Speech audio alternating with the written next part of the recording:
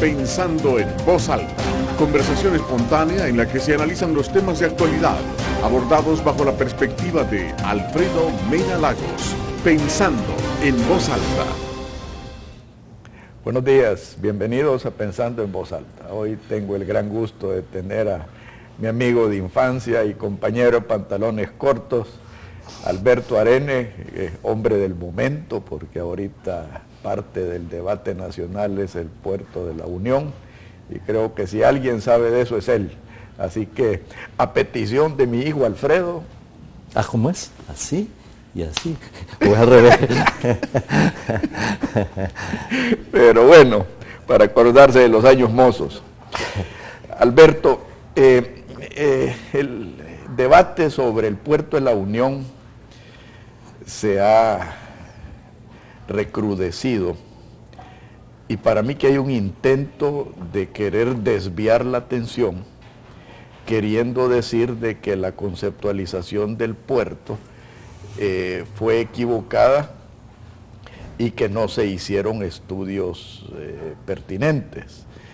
Mi opinión es de que el contexto de este puerto era bajo el punto de vista de un canal seco con Honduras, de la integración con Nicaragua y Honduras, y había un timing que los verdaderos culpables de que no se haya aprobado esa ley de concesión fue precisamente el FMLN y el PCN. Y te digo el PCN porque a mí me consta, yo tuve gente del PCN en este programa y sé que se opusieron a la ley de concesiones del puerto. Pero me gustaría que nos ilustraras tú bajo la perspectiva histórica de este proyecto. Bueno, muy buenos días, es un gusto estar aquí de nuevo contigo, Alfredo, en este programa que ya tiene década y media. Me acuerdo perfectamente cuando surgió. Y tú dices a veces que precisamente que algo tuve que ver porque juntos estuvimos con otros panelistas, Carlos Glover, ¿te acuerdas? Sí. Breni Cuenca. Que Dios en gloria lo tenga. Estuvimos en aquel programa Transiciones, creo que fue 98, 99. 98. 98. Bien, vamos a ver. Yo hice este jueves pasado una columna donde di mi punto de vista muy capsulado, apretado, de un tema muy complejo. Básicamente, El Salvador, como aquí todo llega tarde, ¿verdad? Para entender a veces las cosas nos llevan una década o dos. Y estábamos en la guerra durante 12 años, cuando se estaba precisamente lanzando, estructurando todo el tema de la globalización, y además la contenerización del transporte y del comercio. Que era una nueva tecnología en ese entonces. Es una nueva tecnología que cambió todo. Así es. Porque básicamente, y además en la medida que va avanzando los procesos industriales, que diversas mercancías se elaboran, son más pequeñas, son más eficientes. Entonces todo se mete en contenedores, y antes era el transporte por granel pero hoy todo se contenerizó, y esa es una revolución que cambió el diseño de los barcos, el diseño de los puertos, el diseño de las grúas, etc. Hasta de los camiones. Y de los camiones en función. Y los trenes. Así es. Entonces, cuando nosotros estábamos en guerra, todos estos cambios estaban dando, y ya en el 91 comenzaron a haber los primeros balbuceos sobre la necesidad de tener un puerto especializado en contenedores. Pero fíjate, desde ese momento hasta el momento en que vino este intento muy serio de concesionar el puerto, en el que he estado involucrado, habrán pasado 25 años. Un país que para una obra de tal importancia se tarde 25 años significa que está fuera de juego y que la historia lo está dejando y lo va a dejar. Si no se cuida. Bueno, fin de discusión. Es decir, un país que para estructurar un proyecto de este tipo tarda 25 años y además gasta cientos de millones de dólares que además se desperdician, significa que hay un problemita con la clase política, con el liderazgo político y la burocracia y la tecnocracia del país, que hay un vacío muy grande. Y no dejemos tampoco de lado los intereses creados. Así es. Porque así esa es una estática que siempre se mete, ¿verdad? Sí, pero si para entender las vocales nos vamos a tardar 20 años, sí, ahí hay un problema muy serio. Entonces, eso es lo primero. Entonces, cuando se concibió el puerto, con gran asesoría de los japoneses, efectivamente, como tú dices, era un puerto concebido para fortalecer la conectividad del país internamente a nivel regional y con el mundo. Y dado que son países muy pequeños, que producen muy poco, que importan poco, pero exportan todavía menos, entonces nada es rentable así. Los norteamericanos tienen una expresión que dicen small is beautiful, o lo pequeño es bonito. Aquí lo pequeño es feo, en el sentido que es muy difícil rentabilizar las cosas, atraer inversiones, cuando las dimensiones de los volúmenes de carga, de los volúmenes industriales, agrícolas, agropecuarios que maneja, son pequeños. Entonces todo sale más caro, porque esto es un tema de economía de escala. Y más cuando, como resultado de los procesos de fusiones, de alianzas, de fusiones, ya no dijéramos con la ampliación del Canal de Panamá, en función de la ampliación del Canal de Panamá, los puertos del mundo y de la zona este de Estados Unidos se están transformando, porque van a venir barcos más grandes que implican grúas más grandes, capacidades más grandes. Con que Estados Unidos no le impone las reglas del juego al mundo, ya menos estas miringuitas de países queridos nuestros, ¿verdad? Estas son cosas muy importantes para tener el contexto. Entonces, efectivamente, se trataba de desarrollar la zona oriental de El Salvador, abandonada por la guerra, porque ahí fue el escenario principal. Se trataba de integrarse con Honduras, impulsando un canal seco, se llamaba, pero que realmente lo que queremos es un corredor logístico entre Puerto Cortés y el puerto de la Unión Centroamericana que se construiría, más captar además carga de Nicaragua. Así fue concebido correctamente este puerto.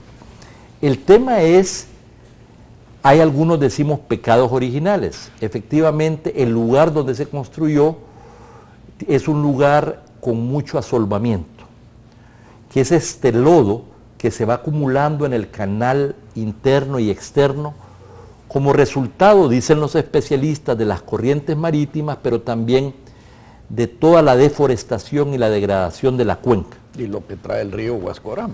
Lo que trae el río Huascorán, y por el otro lado también todo lo que es los desechos sólidos, las suciedades de la ciudad de la Unión, donde no es tratado, dijéramos, no es tratada toda la basura, etcétera, y los desechos.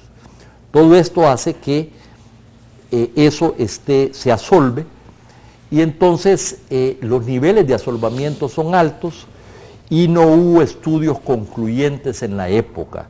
Yo puse, especialmente porque yo quería saber la verdad, al historiador, al doctor Knut Walter, que es muy serio, precisamente a ver toda la historia, igual que le pedimos a Knut que hiciera toda la historia de CEPA. Entonces, ese es un parte del origen del problema. Los estudios concluyentes terminaron ya bajo mi administración en CEPA, con una empresa japonesa, es parte de la cooperación técnica, que efectivamente hubo estudios muy serios de batimetría que resultaron en que efectivamente el asolvamiento es grande, pero si además no se usa el puerto y los barcos nos pasan, entonces no moves las partículas y entonces el asolvamiento es mayor, que también es una causa adicional, dijéramos. Pero para comenzar en lo primero, efectivamente, se trata de un puerto concebido para la región centroamericana, para el desarrollo oriental, para los contenedores, bajo una concepción además de la especialización portuaria. Ya desde entonces se vio que Acajutla es un puerto muy importante, pero ya vetusto, viejo y que no fue diseñado para un puerto de contenedores, mientras la Unión sí, en aguas calmas, ¿verdad?, que necesita precisamente el transporte de contenedores. Bueno, estos son algunos elementos para responder a tu pregunta. Ahora, a mí me gustó mucho tu análisis sobre la clase política, porque la clase política aquí en El Salvador es culpable de muchísimos de nuestros problemas. Y uno de ellos es la politización de las decisiones. Yo recuerdo cuando se estaba discutiendo la ley de concesiones, el FMLN jugó un papel primordial en torpedear esa ley. Y lo acompañaron, no sé por cuántas razones, el PCN. En ese sentido, a mí sí me indigna que a estas alturas del juego se le esté queriendo echar la culpa a los gobiernos de Arena por el retraso que tiene esta obra. Ahora, tú fuiste víctima de ese retraso, o sea, yo creo que sería bueno que nos explicaras bajo el punto de vista operativo, administrativo, las razones por qué se retrasó tanto, primero la ley de concesiones, luego la búsqueda de posibles interesados, luego el diseño del proceso. Bueno, son preguntas, son dos temas grandotes, ¿verdad? Lo primero, efectivamente, el proyecto original de concesión combinaba la concesión de ambos puertos. Y esto colapsó o fracasó como una combinación de las contradicciones internas al interior del gobierno y además de la misma candidatura presidencial. Porque ahí tenías tú a... ¿Quién era después de...? ¿Quién era? Bueno, era... Estuvo Saca y estaba, luego Mauricio Funes. Sí, pero estaba Sabla, ¿verdad? Estaba... Wandy Sabla... No, Wandy, era ¿cómo se llama? Arturo. Arturo Sabla fue presidente de CEPA, ¿sí? Correcto. Y él, entiendo yo, se oponía al tema de la concesión. Y por el otro lado colapsó ya, había contradicciones, y colapsó también en la Asamblea Legislativa, por la oposición que tú planteas. Ahí estaba en oposición, hubo, entiendo, una alianza, el PCN, que ahora ya no es el PCN, sino que es PCN, pero se llama Partido de Concertación. Concertación. Vamos a ver las diferencias, que es importante. Que yo no le pondría concertación, sino que negociación. Bueno. Pero de negociación en base a negocios, no en base a consenso político. Bueno, pero ellos quieren jugar un papel en la gobernabilidad y ahora esto vamos a ver cuál es el desafío que tienen y si efectivamente lo van a hacer. Vamos a ver, entonces, colapsó. Al país le hicieron creer que el puerto, cuando se inauguró, entre comillas, estaba listo para operarse, para operar. ¿Y qué es lo que pasó? Que no se había terminado de construir, había parte de los patios, de las bodegas, la gasolinera y otras cosas, ni tampoco estaba a cero la concesión. ¿Por qué estaba a cero? Pues porque no había ley de concesión, porque la otra había fracasado y aquí solo se iba a concesionar el puerto de la Unión y además sin carga. Entonces no había ni ley, no había proceso licitatorio, no había operador. No había mercado. No había mercado, no había nada. Pero en la percepción de la gente, como vieron ese lindísimo parqueo con vista al mar, listo, dijeron, Arena y el gobierno dejó listo el puerto y estos incapaces no han sido capaces de echarlo a andar. Es muy importante este tema, no solamente eso. Injusto bajo todo punto. Sí, no. Y yo salí entonces a aclarar este tema en público para explicarlo. Entonces se crean unas expectativas tan grandes, vienen los funcionarios, no responden y dicen son un fracaso. Ojo. Entonces, Guillermo López Suárez hizo un trabajo, yo diría, extraordinario, de terminar la construcción, de conseguir los permisos a nivel nacional e internacional para operar el puerto, y comenzar las negociaciones con el IFC del Banco Mundial, la Corporación Financiera Internacional, para ser asesores y dar los primeros pasos. Y ya cuando llegó el señor Córdoba, entonces lo que se hizo fue impulsar la ley de concesión, ¿verdad? Y además ya atraer los primeros barcos que comenzaron a recalar en la Unión y a mover la carga. Pero muy mínima, ¿verdad? Pero comenzaron. Entonces yo llegué en el otro tema, que es un pecado de grandes proporciones, y yo lo he mencionado, es que dragaron el puerto a menos 14. Y todavía un asesor que trajeron dijo que había que dragarlo 1 metro más enfrente del muelle, porque si no, cuando ya vinieran los post-Panamax, ¿verdad? Ya no se iba a poder hacer eso. En total, la Roma creo que costó 54, 55 millones de dólares. El dragado. El dragado, que en valor presente es más de 100 millones de dólares. Tirados literalmente al mar. Tirados al mar. Tú no dragas si no hay ley de concesión aprobada, proceso licitatorio, y ves que el puerto va a comenzar. ¿Y qué sucedió? Se asolvó con el tiempo y ahora hay lugares en el canal interno que está a menos 7, después de venir de menos 14, ¿no? Entonces, bueno, esto es parte de los antecedentes y pareciera mentira. Esto casi no se conoce. Yo siendo presidente de CEPA, hablé de esto, creo que en uno de tus programas que me invitaste, lo dijimos, y ya después que salí escribí 5 artículos. El primero se llamó Hacia la concesión del puerto de la Unión, el día que se inició, que lanzaron la licitación, y luego 4 más en la prensa gráfica que se llamaron ¿Por qué tardó tanto la licitación del puerto de la Unión? Así que bueno, eso tiene que ver con el primer aspecto. ¿Qué otro tema me decías? Perdón.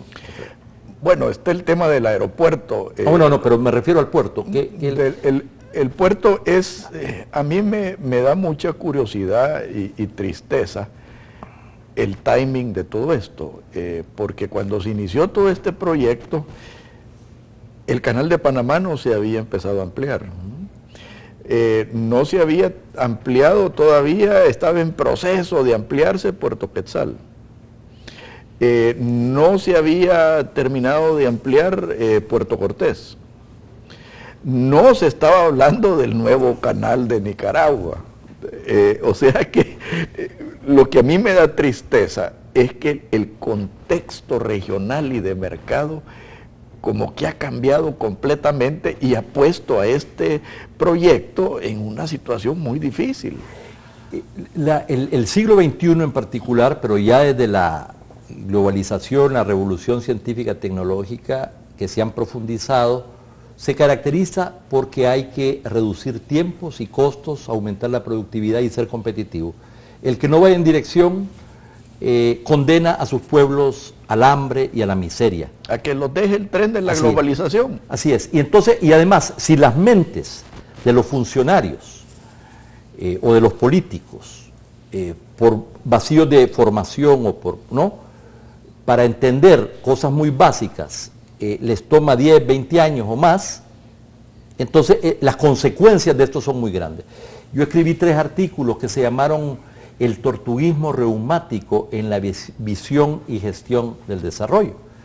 Entonces el tema es si entiendes las transformaciones y das los pasos rápido. Este no es un tema de derecha o de izquierdas. Este es un tema de entender el mundo y adaptarse, ¿verdad? De sensatez. Así es, bueno, pero a veces implica alguna instrucción notoria. Claro. Por eso es que no puedes poner a los más tetuntes enfrente de las instituciones, ¿verdad? Porque eso tiene consecuencias. Con el debido respeto para mis amigos banderilleros, a veces ponen al más bruto. No, yo no estoy haciendo referencia a nadie en particular, es una observación muy general. A dirigir el tráfico. Bueno, entonces, lo que quiero, entonces, ¿Qué pasa? Efectivamente, como tú dices, ya en el 91 estábamos un poquito tarde, pero todavía a tiempo. Chile, Perú hizo la tarea, Centroamérica no. Y Panamá, que agarró el canal de los norteamericanos, mejoró la gestión, es mucho mejor la gestión panameña. Antes no había un esquema de negocio y los panameños lo lograron. Y la autoridad del Canal de Panamá es de las grandes instituciones latinoamericanas, que es una institución pública. Bueno, entonces, ¿por qué hago referencia a esto? Entonces, finalmente, con todos estos procesos, llegamos al fracaso de la concesión anterior, pero estábamos en línea para la concesión, la concesión actual. Yo llegué el 14 de diciembre a CEPA y en la primera semana de enero estábamos ya haciendo la estrategia, ya esa semana, de lo que llamamos la concesión exitosa del Puerto de la Unión. Y eso incluía al menos 4 grandes carriles. Si quieres, ya me hicieron señales de cambio, para que tengas una continuidad, nos explicas eso en el próximo segmento. Está bien. Por favor, no nos cambie, ya volvemos.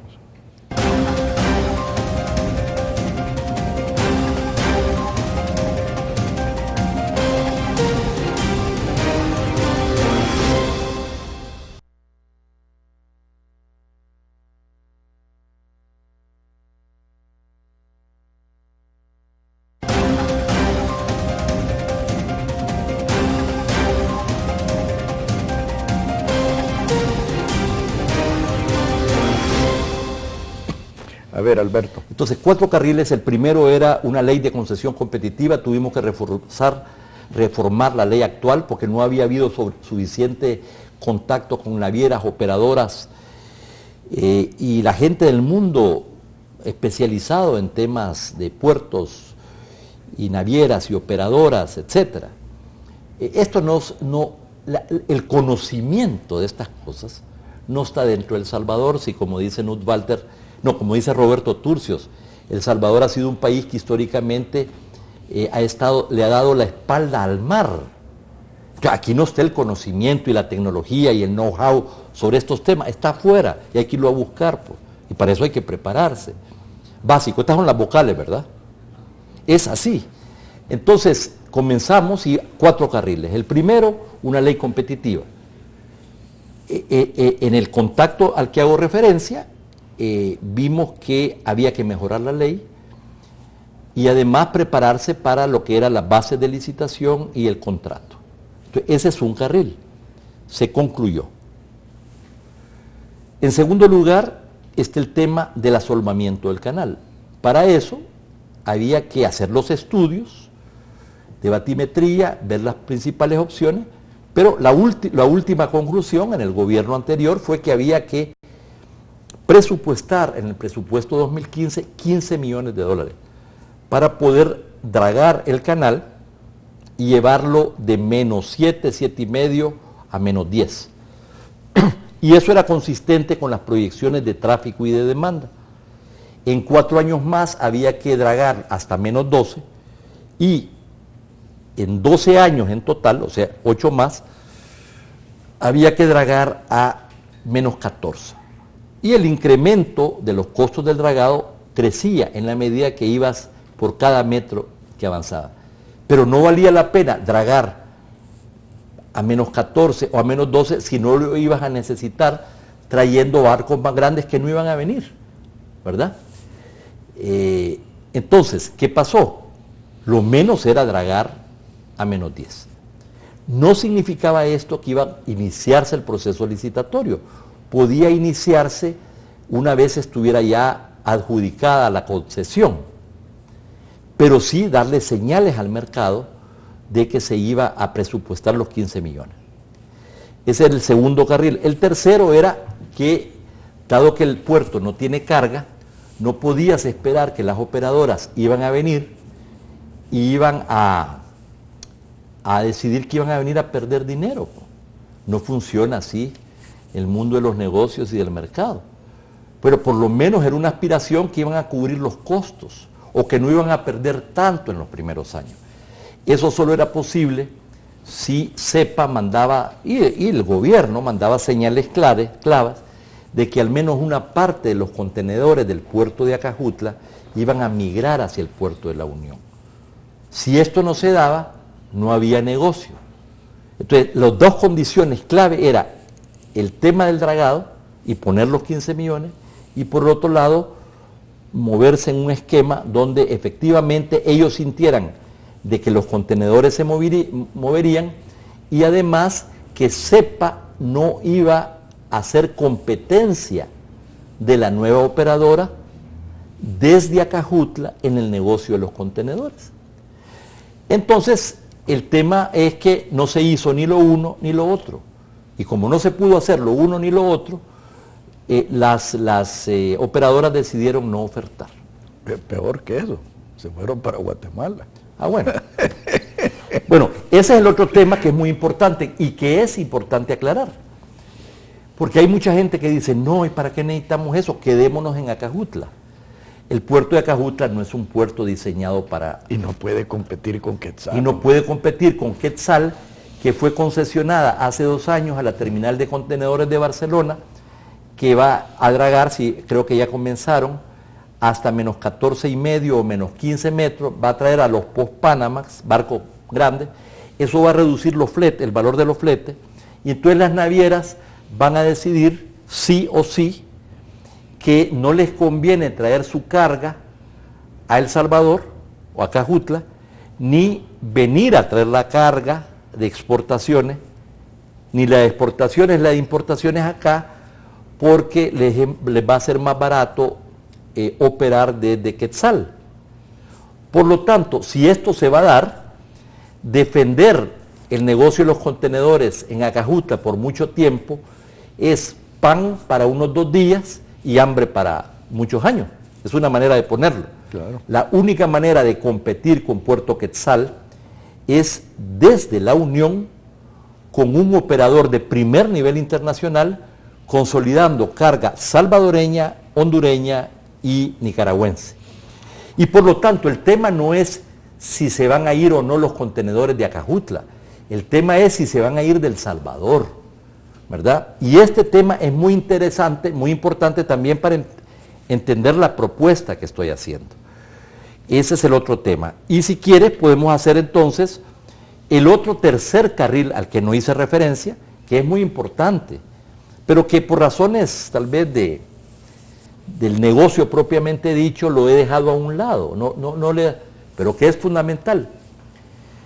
¿Qué es lo que tú habías introducido? Esto fue concebido para captar carga de Honduras y de Nicaragua. El puerto de Honduras en el Pacífico se llama Puerto de la Unión Centroamericana. Si hasta el nombre se le cambió a Cutuco y se puso Puerto de la Unión Centroamericana. Y uno de los puertos que tenemos nosotros que priorizar en el Caribe o en el Atlántico es Puerto Cortés. Y entre ambos hacer lo que se llamó el Canal Seco, que es una carretera, ¿verdad? Pero aún más, el concepto es cómo impulsamos el corredor logístico. Y el corredor logístico es un sistema donde precisamente reducir los tiempos, la burocracia creadora de pobreza, ¿verdad? Y agilizar todos los procesos con las respectivas condiciones de seguridad para que la carga desde Honduras venga a El Salvador y viceversa, y que ni siquiera los estemos revisando porque ya se les pasaron los escáneres, y ellos van de viaje, como dicen los nicas. Sí. Y entonces, esto es muy importante, porque además habrían empresas distribuidoras de carga regional y empresas productoras que le agregarían carga en procesos industriales, y esa carga hondureña y salvadoreña se exportaría, y nicaragüense se exportaría precisamente por el puerto de la Unión, donde además vendrían insumos, maquinaria, etc. Si además de eso nosotros desarrollamos la zona oriental, entonces tú ya tendrías los volúmenes de carga de exportación y de importación necesaria para viabilizar el puerto, ¿verdad? Esa era la condición. Tanto así que, este es un tema que no se conoce mucho, lo he hablado esta semana, pero fuimos al encuentro del presidente Lobo en Honduras. Carlos Federico Paredes, asesor de la presidencia y gerente de concesiones, Milton Lacayo, gerente del puerto de la Unión Centroamericana, con autorización del presidente de la República, a través del secretario técnico de la presidencia, fuimos a ver al presidente Lobo. Y lo que le dijimos fue, mire presidente, ya está el puerto de la Unión listo, lo vamos a concesionar. ¿Por qué se van a meter ustedes a hacer el puerto de Amapala, que va a costar más de $500 millones? Que es un error aún más grande. Todavía más grande, ¿no? Todavía más grande. Porque si la Unión se asolva, la Amapala... Entonces, Amapala, ¿cómo se llama? En la marea baja, hay momentos que tiene 2 hasta 3 metros.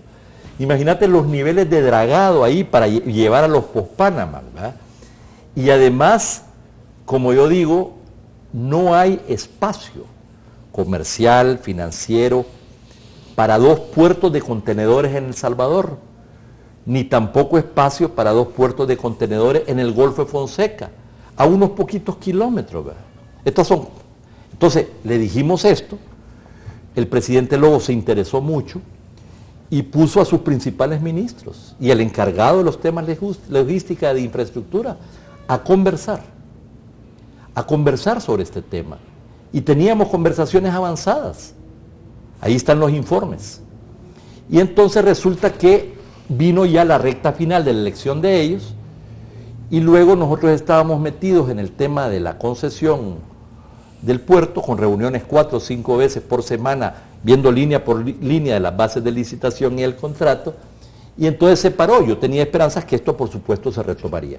Claro, esto me lleva a un tema que lo he platicado con más de algún miembro de la Comisión de Límites en la Cancillería. Hay un diferendo con Honduras sobre las aguas territoriales. En una concepción, a mi juicio, demasiado enfocada en temas de seguridad y de soberanía, y no con una concepción, dijéramos, de integración y de desarrollo económico y social. Que es el verdadero objetivo. Que es el verdadero tema. Y entonces, claro, si ya con el puerto ahí podemos llegar a un acuerdo, estoy convencido de eso, con los hondureños, y esto es una reunión entre presidentes, diciéndole, mira, aquí está tu puerto ya. Ellos han avanzado, los hondureños, en la concesión, no solamente de Puerto Cortés, pero en la concesión de la carretera que llega hasta el Golfo de Fonseca. Nosotros hacemos nuestra parte del puerto de la Unión, y ahí tendríamos la carretera, el puerto está listo, Puerto Cortés está concesionado, y armamos el corredor logístico. Ah, me vas a decir que es dando y dando. Muy bien, entra una negociación política, diplomática, sobre los temas del Golfo, y entonces podemos impulsar conjuntamente las 200 millas marinas de Honduras y de El Salvador, e impulsamos con Honduras y Nicaragua una zona económica especial en el Golfo de Fonseca. Antes el puerto de Aqaba en Jordania era así mansito, ahí no sucedía nada, cuando habían grandes potencialidades, igual que el Golfo de Fonseca, en turismo, en negocios, en industria, en recreación. Eso mismo podemos hacer con el Golfo. Y la concepción salvadoreña para ser verdaderamente, para defender los intereses nacionales, es que tenés que ser centroamericano. Nosotros somos los que más nos conviene ser centroamericanos. Y entonces, claro, el puerto no se puede desarrollar, no se puede desvincular de una visión logística a nivel nacional y regional y de una visión de desarrollo y de integración. No, y fíjate que a mí hay varias cosas que a mí me molestan de la ausencia del debate. Uno de ellos ya lo tocaste ligeramente, que es el tema de la infraestructura de transporte. Y aquí no estamos hablando solo de carreteras, Alberto. Estamos hablando de ferrocarriles. Podríamos estar hablando de aeropuertos. Pero la visión integracionista de por lo menos la nuestra, está muy primitiva. O sea, y en ese sentido creo que es lo que está deteniendo la generación de una visión regional para el puerto. Exactamente. Entonces, esto llevaba en la concepción de CEPA bajo mi administración, implicaba la visión del sistema logístico sostenible, el impulso del sistema logístico sostenible y sus polos de desarrollo, motores de la nueva economía del siglo XX, del siglo XXI. De lo que estamos hablando aquí es precisamente cómo vamos a transformar la economía de El Salvador en una economía más productiva y exportadora. Porque lo que hacemos sobre todo, más allá de los esfuerzos enormes de los exportadores, es exportar gente. Y vivimos en gran parte de las remesas familiares, con déficit comerciales que ahora han disminuido un poco, pero han estado en 20% del PIB. O sea, la diferencia, exportaciones e importaciones, dividida entre la producción de bienes y servicios, es de 18, 16 y medio, pero ha llegado casi al 20. Eso significa que aquí no ha terminado de venir un dólar cuando ya se ha ido. Y este es un país que consume más de lo que produce. Entonces, no creamos en estos 23 años de posguerra esa base productiva y exportadora. Y entonces, o lo hacemos o lo hacemos. Entonces, no tenemos muchas opciones, hay bien poquitas. Un poco en la agricultura, en algunos nichos particulares, hay que transformar la matriz energética y hay que impulsar la logística.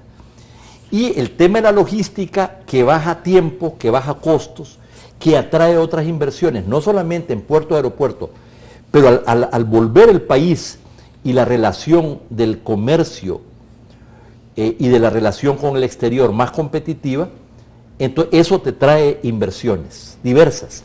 Y ahí está la clave de la transformación de este modelo económico agotado que tenemos, que necesita una transformación estructural. CEPA es la única institución en América Latina que reúne puertos, aeropuertos y el ferrocarril. Y eso es una gran ventaja. Pero la concesión del puerto y el canal seco o el corredor logístico implica, y la especialización de puertos significa que vas a llevar los contenedores de Acajutla progresivamente a la Unión, lo que implica el ferrocarril de carga de San Salvador a la Unión y viceversa, pasando por el aeropuerto donde puede haber, dijéramos, tren de pasajeros, aprovechando la línea férrea. Implica llevarlo precisamente hasta el puerto de la Unión y de ahí al Amatillo para conectar con el sistema ferroviario hondureño que vendría también. Entonces, claro, ya tenés el puerto, tenés el ferrocarril de contenedores, para llevar los contenedores y otro tipo de carga, y por supuesto está el tema del aeropuerto, de las zonas extraportuarias, para ver los temas de carga. Entonces, un sistema integrado, y no solamente a nivel nacional, sino a nivel regional. Este es el proyecto. Sobre esto, bueno, creo que está también parado, está pendiente, porque no vamos a llevar los contenedores de San Salvador en unos camiones, ¿verdad? Uno por uno, pues, si a las carreteras no dan abasto. Y aprovechando que hablamos de carreteras, ¿por qué vamos a esperarnos 10, 15 años o 20 y que nos deje la historia a tener la carretera desde el aeropuerto hasta la Unión de 4 carriles? Si el Fomilenio nos va a dar, no sé si son 100 millones para hacerlo del aeropuerto a Zacatecoluca, ¿por qué no se estructura un financiamiento y se paga con peaje? Y al mismo tiempo que se está construyendo la parte de la unión del aeropuerto a Zacatecoluca, se va construyendo la otra. Claro, no, y entonces se paga con peaje, no necesitas endeudarte. Y estás hablando de topografía fácil. Claro. Porque todo es plano, con relativamente buena, buena tierra, pues no estás hablando de pantanos. Pero en el próximo segmento quiero que hablemos de la integración centroamericana, porque eso pasa por una política de cielos abiertos, por una política de mares abiertos, por una política de fronteras abiertas. Entonces, esa mentalidad tan cerrada y tan provincial como tú la llamas, es la que nos está arrestando de verdaderamente despegar. Por favor, no nos cambie, ya volvemos.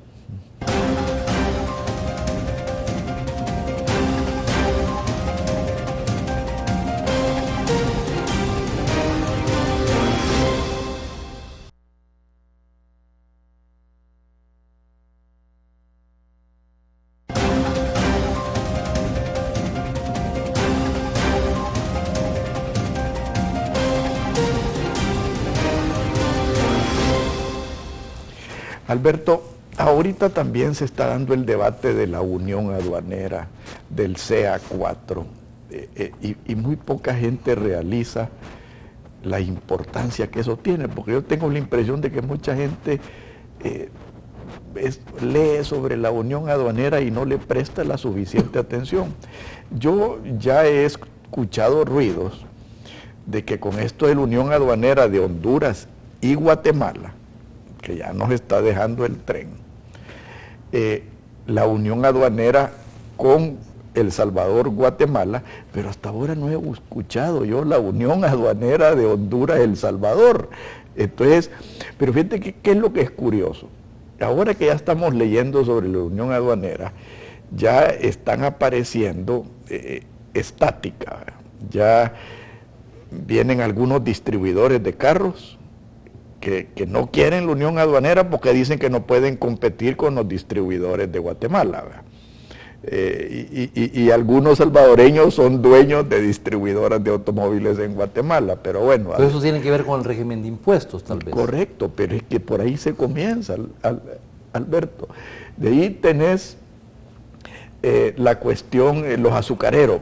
Los azucareros quieren un régimen especial porque no quieren aquí ni azúcar de Guatemala ni azúcar de Honduras, ¿verdad? Y así te puedo poner varios ejemplos de esa estática que siempre aparece, que no permite ese diálogo constructivo, ni mucho menos la generación de una política centroamericanista.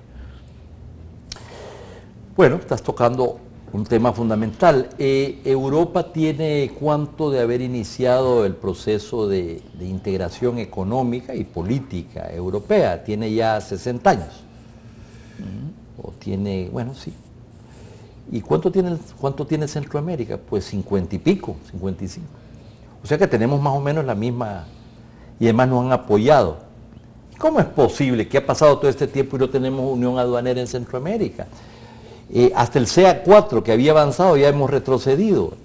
Esta es la concepción de los canceles, la concepción de estar viendo en pequeño y jugando en pequeño y traicionando los intereses de nuestros pueblos, porque eso es. Y de los más necesitados. Así.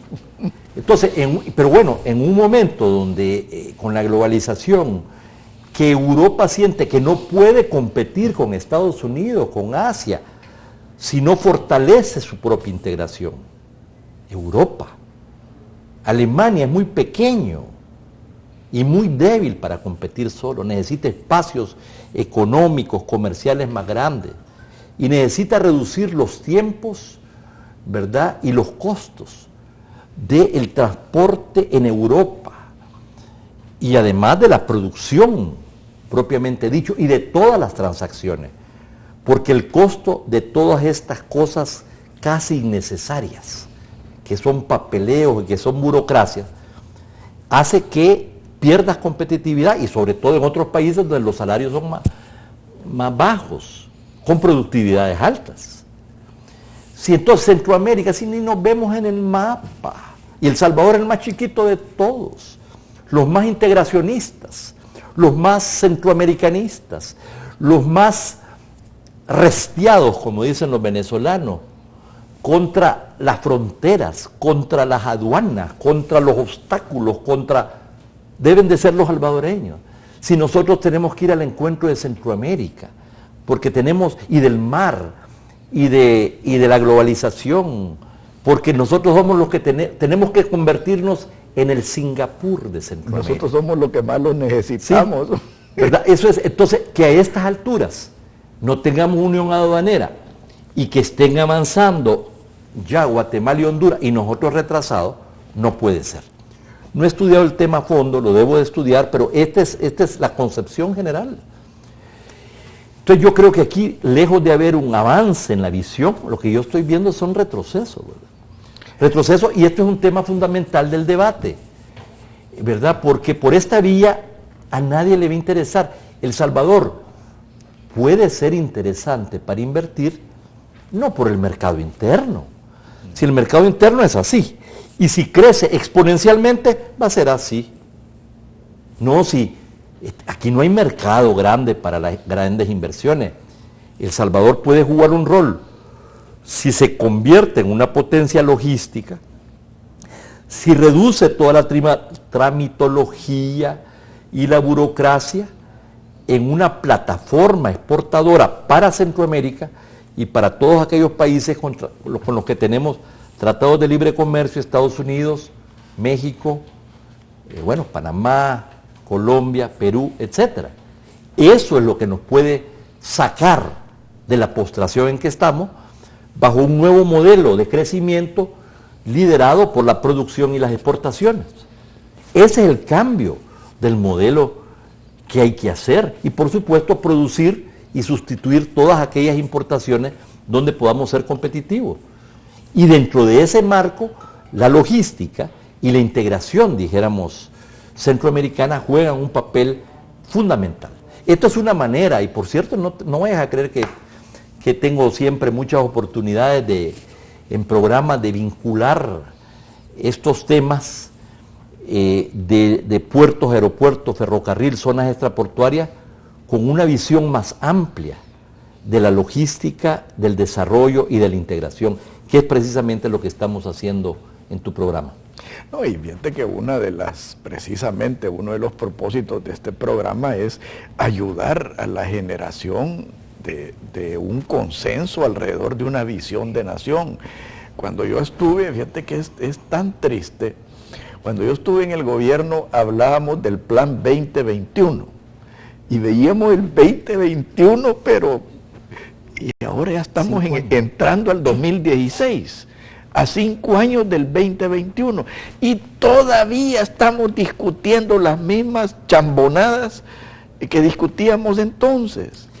Es el compromiso estratégico con el entendimiento retardado, es el tortuguismo reumático en la visión y en la gestión del desarrollo.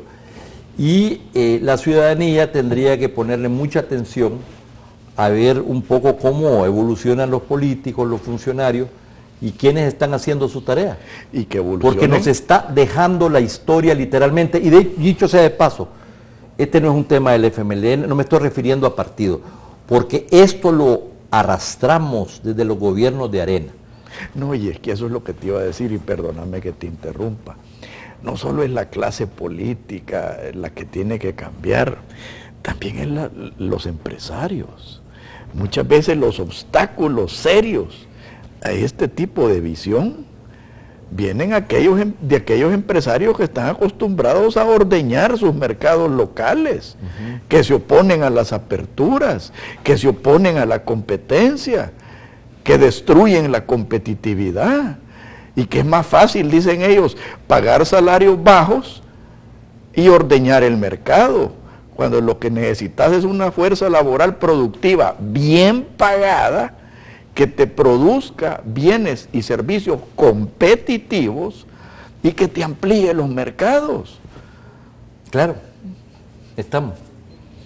Ya arreglamos. Bueno, por lo menos el tema es que cómo se convirtiera esto en políticas públicas, ese ya es otro tema.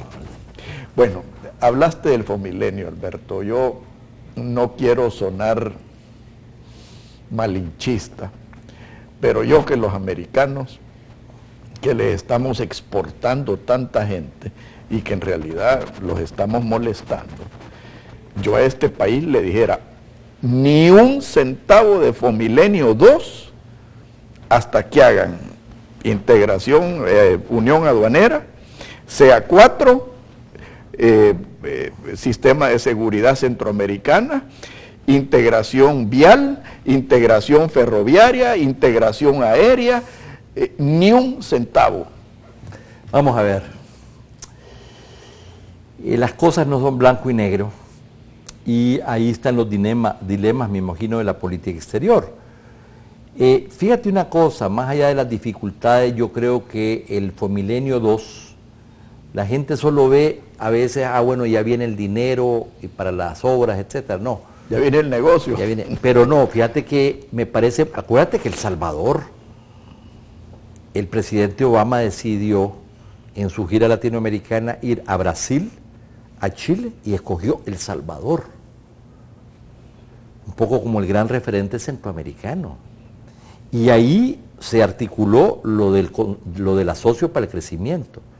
Y el Asocio para el Crecimiento que se trabajó conjuntamente entre profesionales de gran nivel norteamericanos y salvadoreños, identificó los obstáculos para la inversión y el crecimiento, la creación de empleo, de oportunidades.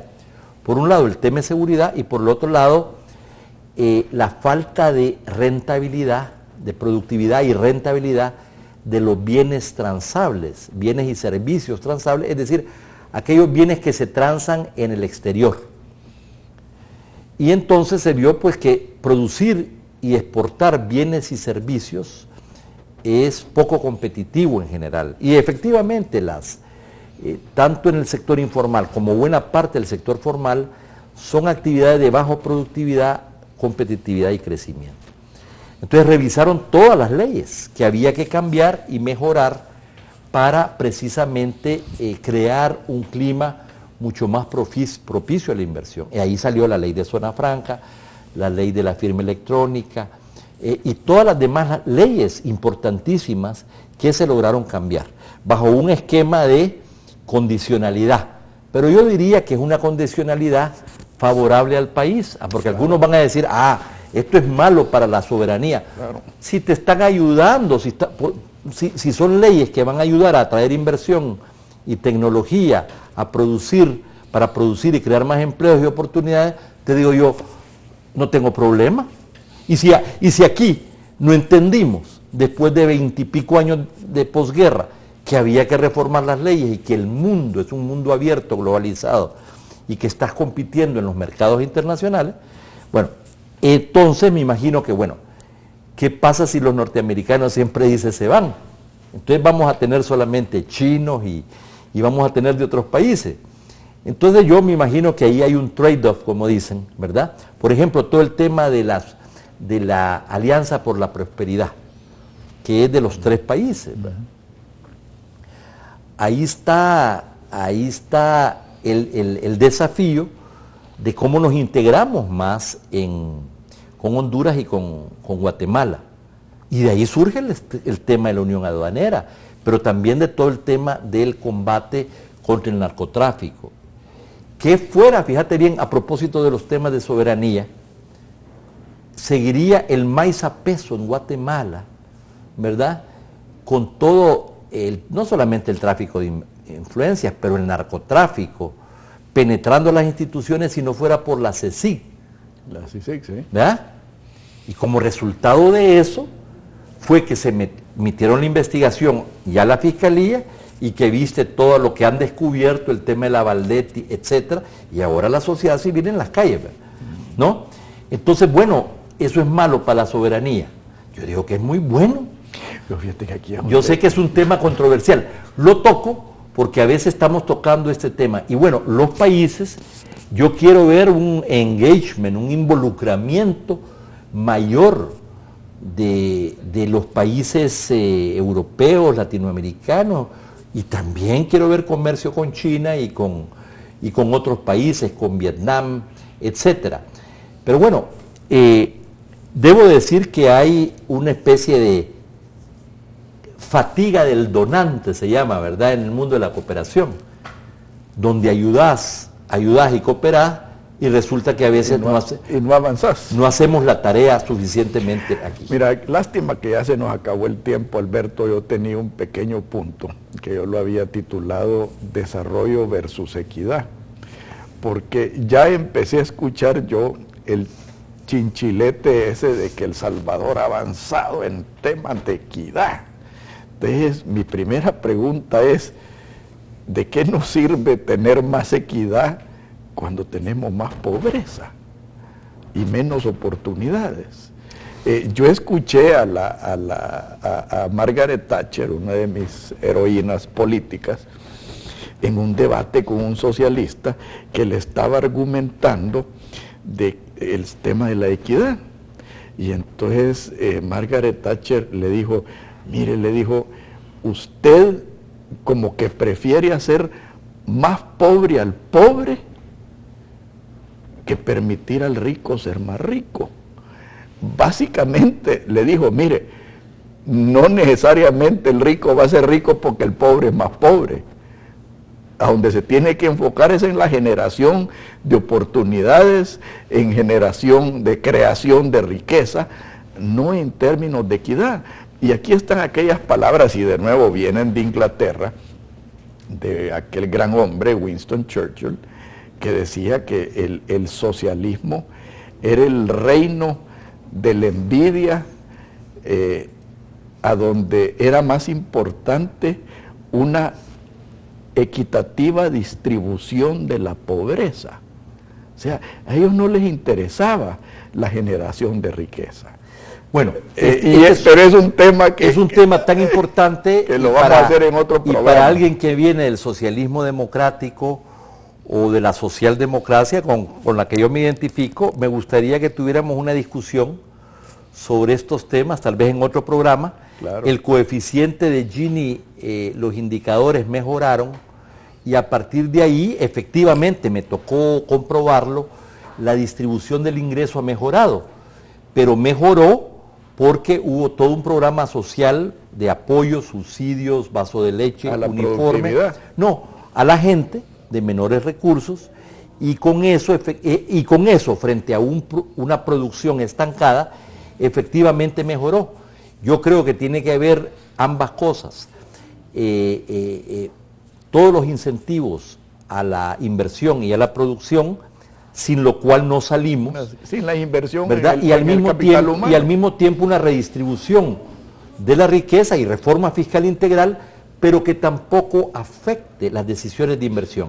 Pero esto es un tema más grande, de discusión filosófica, política y económica, que será en otra ocasión. Quedamos en eso. Vaya, pues.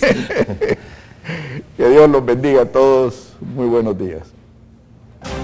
Esto fue Pensando en Voz Alta, conversación espontánea en la que se analizan los temas de actualidad, abordados bajo la perspectiva de Alfredo Mena Lagos. Pensando en Voz Alta.